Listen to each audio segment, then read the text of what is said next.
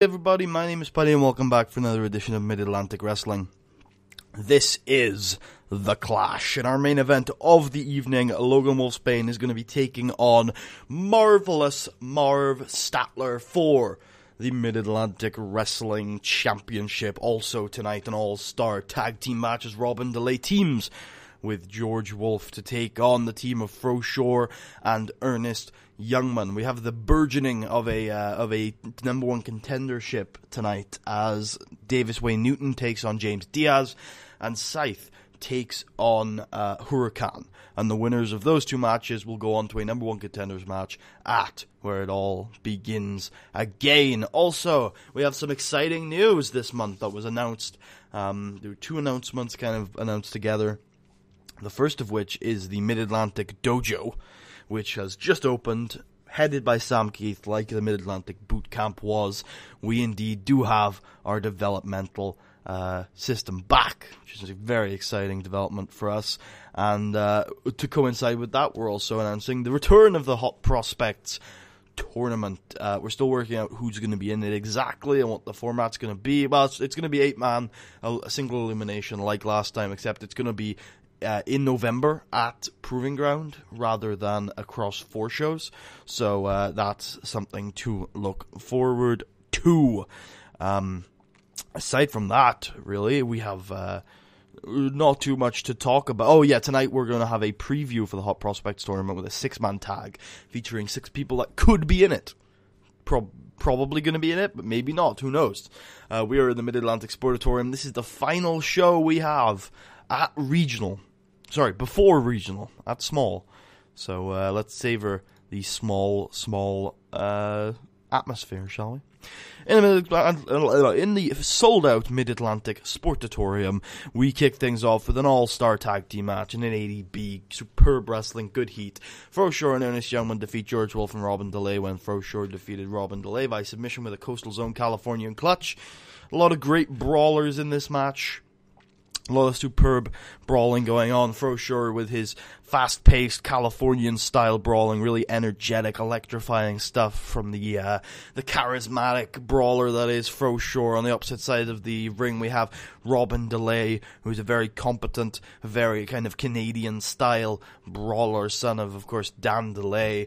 Very brutal stuff from the physically imposing Robin DeLay. And also you've got George Wolf, who mixes in that traditional brawling style with the more solid technical basics that George does indeed employ.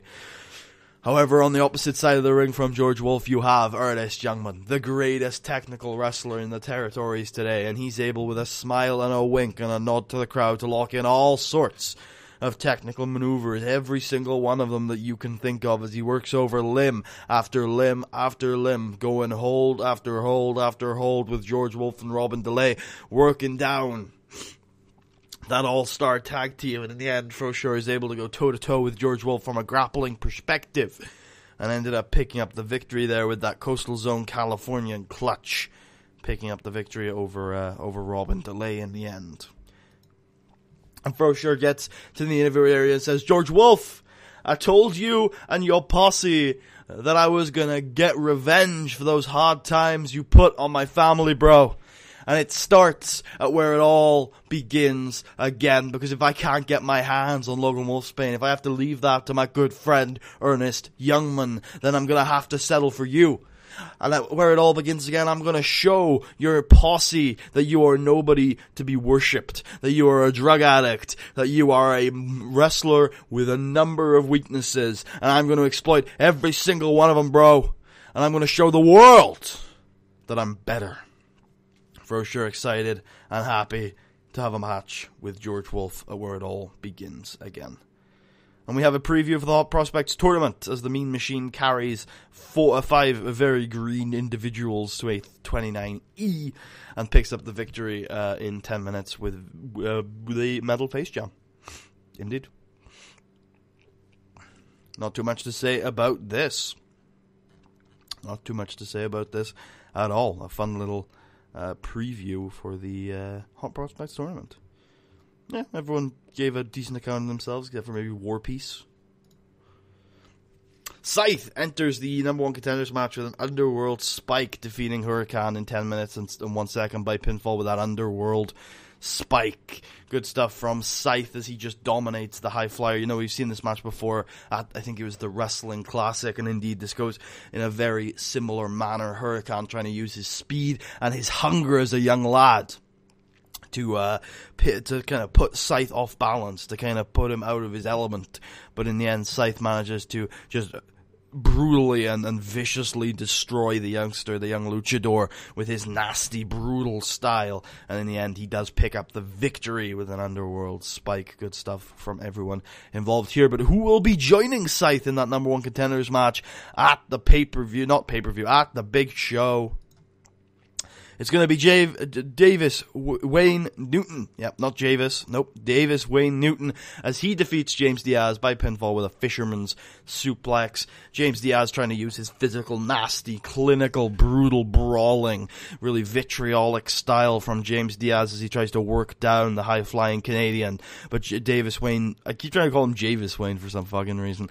Davis Wayne Newton using his pace, using his athleticism to get a leg up on James Diaz, get the pace to a Davis Wayne Newton style pace, and in the end he does manage to tire out James Diaz. Yep, J was the right syllable to start with that time.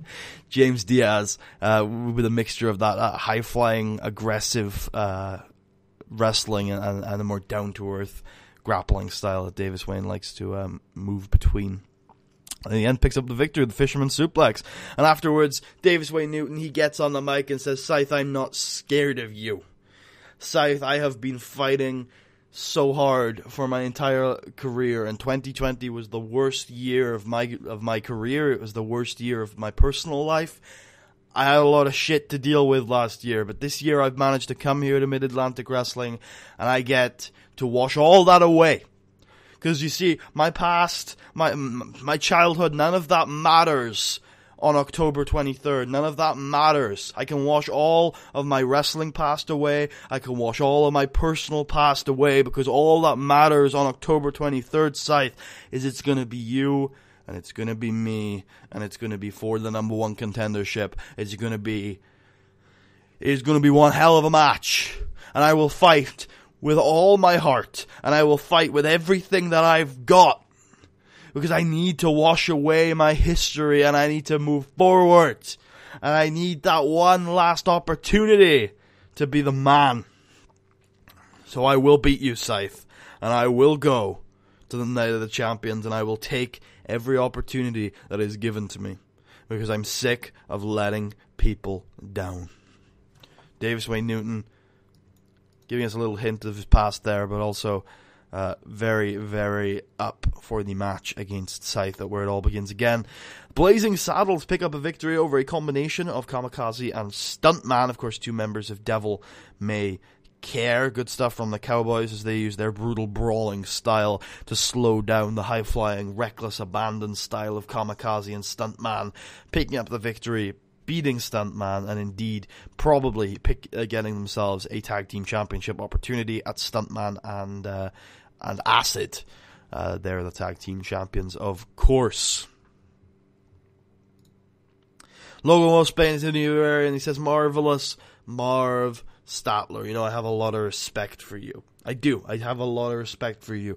You are one of the greatest tag team wrestlers in this business. It just makes me sad that you couldn't be happy with that. That was a good spot for you, Marv. It was a great spot for you. You were an amazing tag team wrestler. But now you want to face me.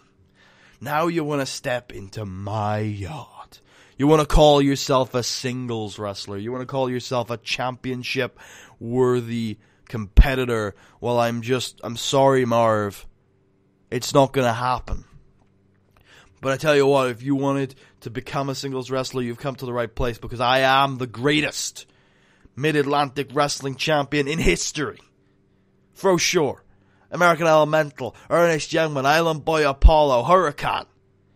All those and more. Nicholas Lopez, all of those and more have fallen.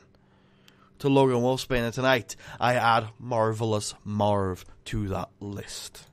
And indeed he does in a 73B-. Logan Wolfsbaine defeats Marvelous Marv Statler by pinfall with a belly-to-belly suplex, making defense number 8 of his Mid-Atlantic Wrestling Championship. Truly, you have to say, he's had one of the greatest Mid-Atlantic Wrestling Championship reigns in history, as Marvelous Marv tries to use those flashy throws, tries to give a smile to the audience, a little wink to the crowd, try and feed off that energy here at the Mid-Atlantic Sportatorium, try and keep up the pace to a Marvelous Marv Statler level.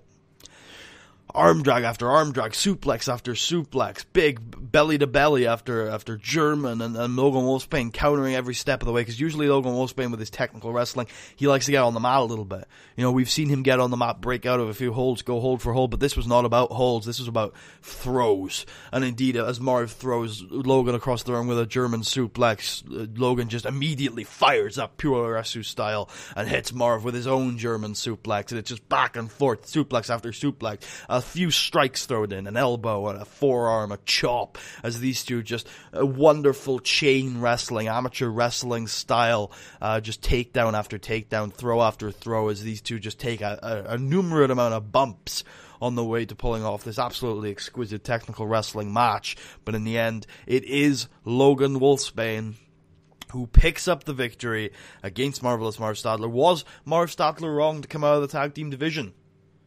It's a good question. Logan Wolfsbaine certainly thinks so, and he's gone a long way to proving it tonight. And then after the match, he gets on the mic and says, "Ernest Youngman, I beat you before. I beat you before, and you know, you may want to make as many excuses as you want. People want to call it cheating, but I tell you what, when people look back at the history books, they will see Logan Wolfsbaine defeated Ernest Youngman. And when they look at the history books for where it all begins again, they're going to see the same thing." And Ernest Youngman comes out and goes face to face with Logan Wolfsbaine, but Logan Wolfsbaine stays on the mic and he says, "That's right, Ernest. I respect you. But I will not be scared of you. I will not be frightened of you. I will not hesitate. On October 23rd, I will put you down. And I don't care if it's the biggest Mid-Atlantic wrestling show of all time. I don't care where it is. Whether it's at the Sportatorium or the Speedway. Your bones break just as easily as everybody else's, Ernest. And next month, I will put you down." And the DVD fades to black. The show begins to unfurl. And that is the end of the final Mid-Atlantic Wrestling show as a small company. Ladies and gentlemen, I hope you guys enjoyed. If you did, please leave a thumbs up. Check out the rest of the series and subscribe if you haven't already. If you're feeling especially generous, there's a link to my Patreon. Ooh, voice crack. If you Jesus. Someone asked me in the comments today if how my voice doesn't break with long recording sessions. I think they may have thought that I'd recorded the first 20-odd episodes of the series in one session. Maybe. I'm going to assume they didn't think that, though.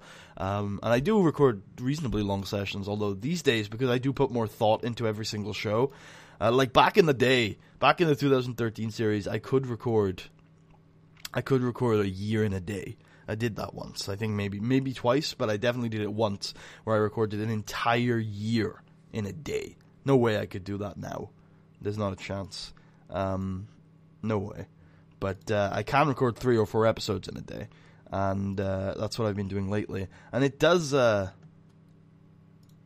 actually break my voice a little bit sometimes. You've heard me say, "Oh, I gotta take a break after this episode because of my voice breaking." Today I want to finish the year, so hopefully I won't be doing that. But yeah, I think it's just a tolerance I've built up after 6 years of recording, even though I definitely have taken a lot of hiatuses over the years, which has hurt my voice in a lot of ways. But I do a lot of talking in my day job too, so yeah, it seems to be alright. But yeah, my voice does break a lot, hence the kind of channel-wide joke of it wouldn't be an episode of my channel without a voice crack. Anyway, if you like voice cracks, there's a link to my Patreon in the description. If you want to hear me ramble in word form, in written form, where there is no voice cracks available, you can check out my Twitter. Link to that is also in the description. And yeah, next episode, big one. It is the first show as a regional company, the biggest show in Mid-Atlantic wrestling history, where it all begins again. Where it all begins again. Yeah. I'll see you guys then.